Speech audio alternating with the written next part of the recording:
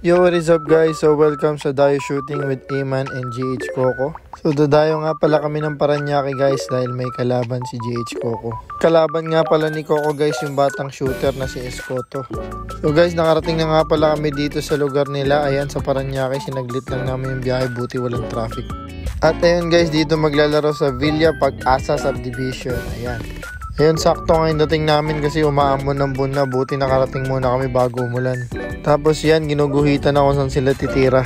Ito pala si Idol, yung mga kalaban ni Coco. Magaling daw tong bata na to at marami na tinalo dito sa Paranaque. Guys, huwag nyo napansinin yung background music natin dahil wala akong mapili. Nakalimutan ko lang pala i-upload to kaya inedit ko na ngayon. So ayan, napapayosi pa si Coco bago magsimula. Hindi ka alam kung tutuloy kasi nga maulan.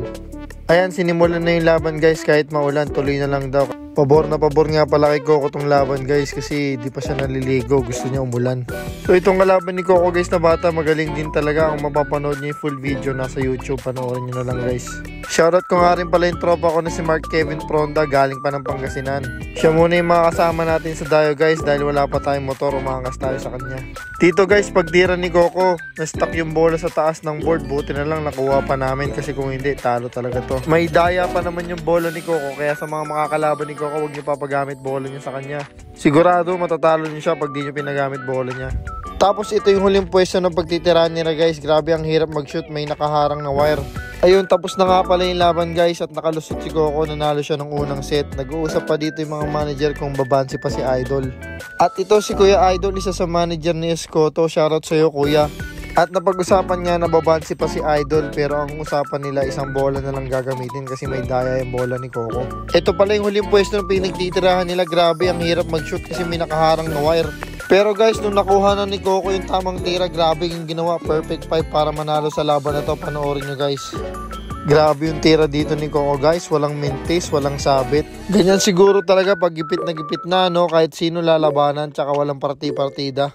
Bakbak kung bakbak, grabe, pupuguin lahat ng nakaharang. Kaya sa lahat ng gustong makalaro si Coco, ayain nyo siya pagka hindi gipit. Ayan, tignan nyo, walang sablay, pang-apat na shoot oh. All last na nga pala sila dito guys, tapos na shoot ni Coco yung panghuli. Habol na nga lang pala yung batang kalaban niya. Pag na-shoot to nung bata, tabla, uulitin nila yung set. Tabla, panalo na nga lang pala dito guys si Coco. Sa madaling sabi, yung kalaban ni Coco, sablay talo na guys.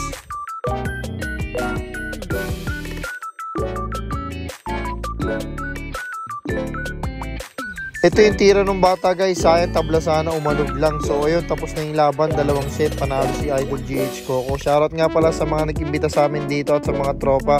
Sa mga gustong dumayo dito guys, comment lang kayo sa video na to. Shoutout nga pala sa idol natin na flip-top rapper na si Lanceta, ayan, naka Kobe Lakers. At kay tropa na nagpupulot ng bola, shoutout sa'yo Idol. Ayun, nagkakaabutan na nga ng pusta guys. Tingnan nyo yung mukha ni Coco, parang malungkot pa rin kahit panalo ng dalawang set. So guys, umalis na nga pala kami ng court at maghanap kami ng makakainan. Ayun, sabi ni Coco, leeg daw ang tama. Grabe, ang yabang talaga. Kala nyo ba mabait yung idol nyo? Mayabang yan. FT muna kami dito guys. So salamat nga pala at nice game sa mga nakalaro namin. Kung gusto nyo po kami makalaro ng shooting, message nyo lang po kami sa page or comment kayo dito sa video na to. Maraming salamat po ulit at nice game. Kita-kits po tayo sa mga court nyo. Peace!